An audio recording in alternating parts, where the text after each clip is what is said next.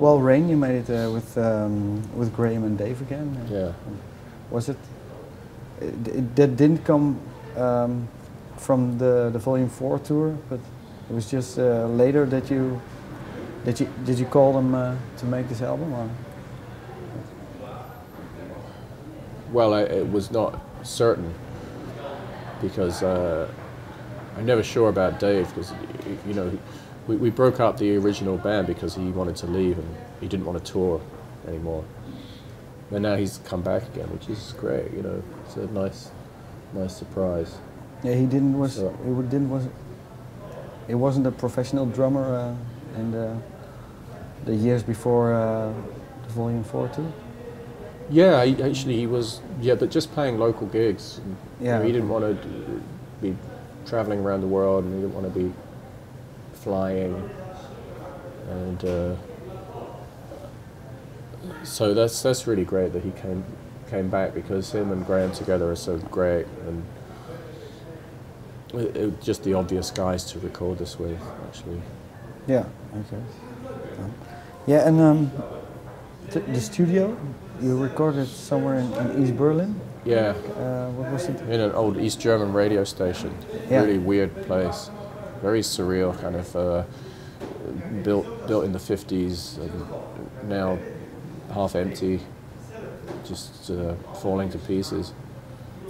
Is it still that communist yeah, it thing, definitely has feeling? that East German vibe. Yeah. Which is quite interesting.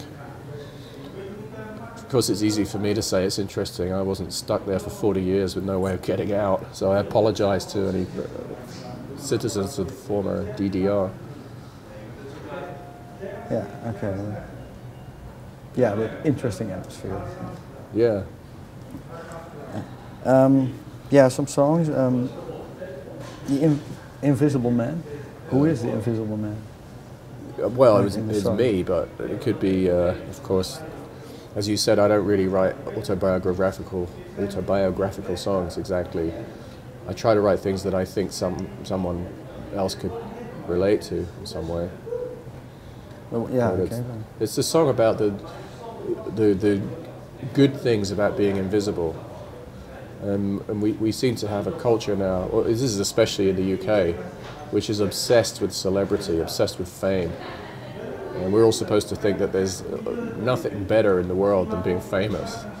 And actually, I think this is a really unhealthy, strange idea. So this song is about being invisible and thank God. You know, it's so much better to be anonymous and to be able to observe people and not have a spotlight on you all the time. I mean, I experienced something that many other people have experienced, which is that at a certain point in my life, it's like suddenly the spotlight came on me, you know? And then after a while it went away, and there was nothing I could do about it. And it happens to so many people. And sometimes you see them trying to reach out and grab the spotlight and, you know, pull it back. And this is a very sad thing to see. It is not healthy. I'm saying the spotlight moved off me, and thank God.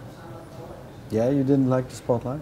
Not very much. I mean, I think it's very difficult to be three things at once: an artist, a celebrity, and a human being with some kind of dignity, you know?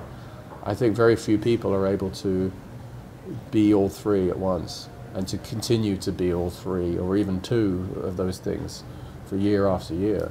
Yeah. It's very rare. For most people, there's really nothing you can do about it. Yeah, but weren't you also a bit scared when the spotlight moved away for your career? Yeah, I think for a while, it took me a while to realize what was happening, to understand what was happening, and to understand that it was inevitable and that there was nothing I could do about it. And there was also in the time, I think, from your writer's block? Yeah, well that was more scary than anything. It was the most scary thing I've ever been through. That and 9/11, you know. But I'm not concerned about not being famous. I mean, I think especially the way it is in the UK these days, I can't imagine anything worse than being a celebrity. I mean, no. everyone likes applause, you know, like I was saying before. I like the applause of the audience, and I want people to hear my work, and I want them to respond to it and get something from it. But I think that is something a bit different from just wanting to be famous, and I think if people can't see that, then they can't see it, you know, whatever. On the streets you just like to be the invisible man. Yeah, and I'm more anonymous now than I was. You know, there was a sort of peak around the mid-'80s when I became quite well known and recognized all the time, and that sort of faded away, and I just feel much more comfortable now.